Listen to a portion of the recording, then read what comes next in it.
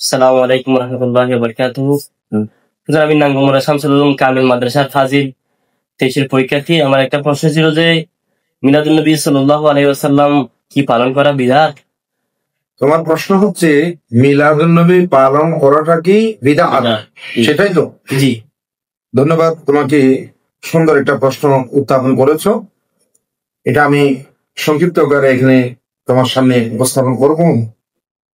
আমি রাসূল করিম সাল্লাল্লাহু আলাইহি ওয়াসাল্লামের নূরানী জবানের মুখনিসৃত বাণীর একটি হাদিস আগে প্রথম উপস্থাপন করছি, যেটা এই হাদিসটা মুসলিম শরীফের মধ্যে রয়েছে।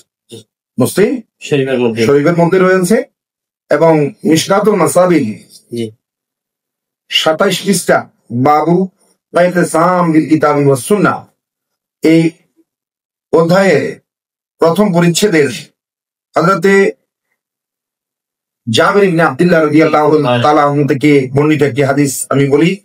ক্বালা রাসূলুল্লাহ সাল্লাল্লাহু আলাইহি ওয়াসাল্লাম, হযরতে জাবির ইবনে আব্দুল্লাহ বলেন যে আল্লাহ রাসূল ইরশাদ করেছেন, আম্মা বা'দু ফাইন্না খায়রাল হাদিসি কিতাবুল্লাহ ওয়া খায়রুল হাদী হাদী মুহাম্মদ ওয়া শাররুল উমুরি মুহদাসাতুহা।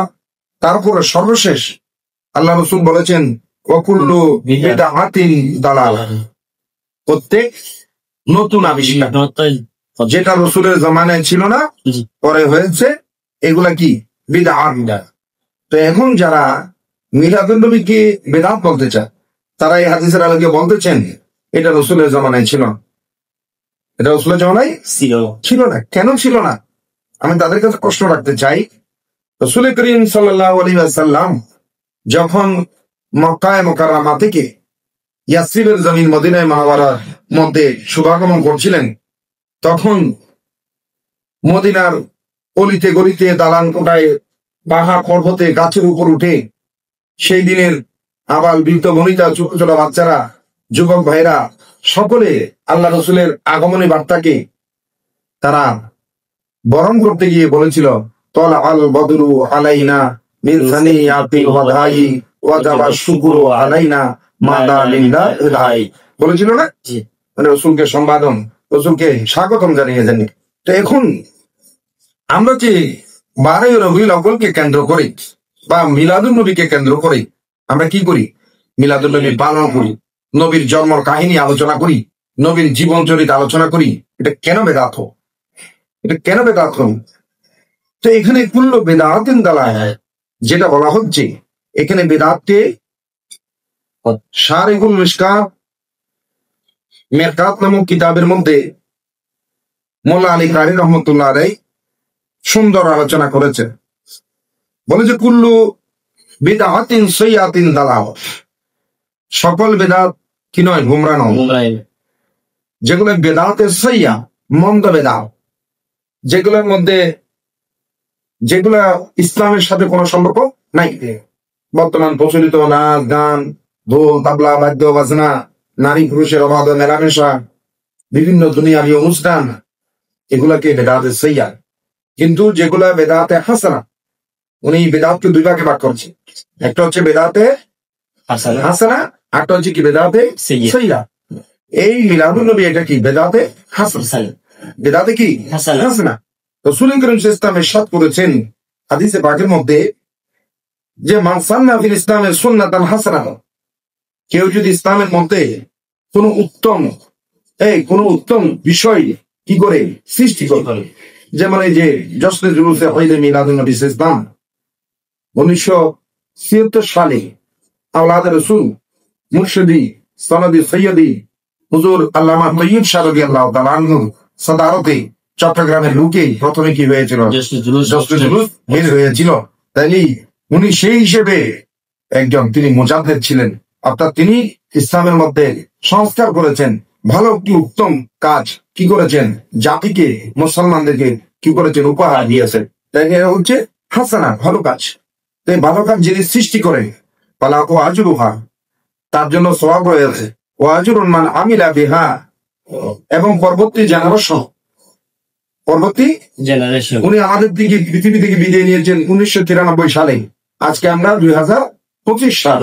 তাহলে এই পর্যন্ত কিয়ামত পর্যন্ত এই জশ্নের জুলুস পালন করে আল্লাহ রসুলের আশেখ ভাইরা আশেখ রসুলরা যে সওয়াব অর্জন করবে, এই সওয়াবের একটি অংশ হুজুর কিবলায়ে আদম সৈয়দ সনদি মুর্শিদ সৈয়দ মোহাম্মদ তৈয়ব শাহ রাদিয়াল্লাহু তাআলা আনহু দরবারের মধ্যে জেগে থাকবে এই হাদিসের আলোকের মধ্যে। এই হাদিসের আলোকে তো আমি যেটা বলতে যাচ্ছি, তোমার প্রশ্ন হচ্ছে এই জুলুস বিদআত কিনা? হ্যাঁ বিদআত, তবে বেদাতে হাসানা, লা বেদাতে সাইয়্যিদ। বেদাতে হাসানা দালালা নয়, বেদাতে সাইয়্যিদ দালালা। বেদাতে সাইয়্যিদ যেটা মন্দ বেদাত, এটা কি গোমরাহ, এটা কি পথভ্রষ্ট। আমরা যেটা করি মিলাদুন নবী করি বা জশ্নে জুলুস করি, এটা বেদাত, তবে বেদাতে কি হাসানা। এখন বেদাত 5 প্রকার, প্রথমত 2 প্রকার, বেদাতে হাসানা, বেদাতে সাইয়্যিদ। আবার কিছু বেদাত আছে ওয়াজিবা, কিছু বেদাত আছে কি ওয়াজিবা। যেমন আমরা যে কোরআন হাদিস বুঝার জন্য এলমে নাহু করি, এলমে সরফ করি, এগুলো আমাদের জন্য দরকার আছে না? তো এটা তো নবীর জামানায় ছিল না। নবীর জামানায় কোরআন শরীফের উপর কি যেমন ছিলেন না, খাদ্দা ইবনে ইউসুফের জামানায় হয়েছে, এটা বেদাত না? জবর দিয়ে কোরআন শরীফ পড়তেছো। তাহলে এই যে আমরা কোরআন হাদিস বুঝার জন্য এলমে নাহু পড়ি, হ্যাঁ, এলমে সরফ পড়ি, আল্লাহর কোরআন বুঝার জন্য উসুলে ফিকহ পড়ি, হ্যাঁ, তাইলে এগুলো কি বেদাত, তবে এটা বেদাতে কি ওয়াজিবা। বেদাতে কি ওয়াজিবা। তা আমি আর সামনের দিকে যাচ্ছি না। সুতরাং রসুলের জামানায় ছিল না তাই বলে এগুলা বৈধ নয়, জায়েজ নয়, এখন বলাটা মূর্খতার পরিচয়। রসুলের জামানায় তো তুমিও ছিল, আমিও ছিলাম না। রসুলের জামানায় এই ধরনের দালান কোটা বিল্ডিং ছিল না, রসুলের জামানায় ফ্যান ছিল না, লাইট ছিল না। রসুলের জামানায় কি ছিল? হ্যাঁ, তাহলে তো সবগুলোতে বেদাত। তাহলে যেগুলো শরীয়তের সম্মত এগুলো হচ্ছে বেদাতে হাসানা, এগুলো সওয়াব আছে। আর যেগুলো শরীয়ত বিরোধী এগুলো হচ্ছে বেদাতে সাইয়্যিদ। মিলাদুন নবী এটা তো শরীয়ত বিরোধী নয়, এটা একটা ইবাদত। আমরা তো কি করি? কোরআন তেলাওয়াত করি, না তো মুস্তাফা করি, জিকির করি, নারায়ে তাকবীর, নারায়ে রিসালাত স্লোগান দিই, তাবরুক বিতরণ করি, এবং আমাদের একটা মিলন মেলা হলো, হয় না? তাইলে এই মিলাদুন নবী পালন করা এটা বেদাত নয়। যারা এগুলো বলেন তাদের কথায় কান না দিয়ে তারা কিন্তু কোন কোরআন হাদিসের দলিল দিতে পারে না। আমরা যারা মিলাদুন নবীর পক্ষে, আমরা কিন্তু কোরআন হাদিসের যথেষ্ট দলিল দিয়ে থাকি, দলিলের মাধ্যমে আমরা উপস্থাপন। আর যারা বিরুদ্ধে উচ্চারণ করে তারা কিন্তু কোনো দলিল দিতে পারবে না। পরে আরো বিস্তারিত জানানো হবে।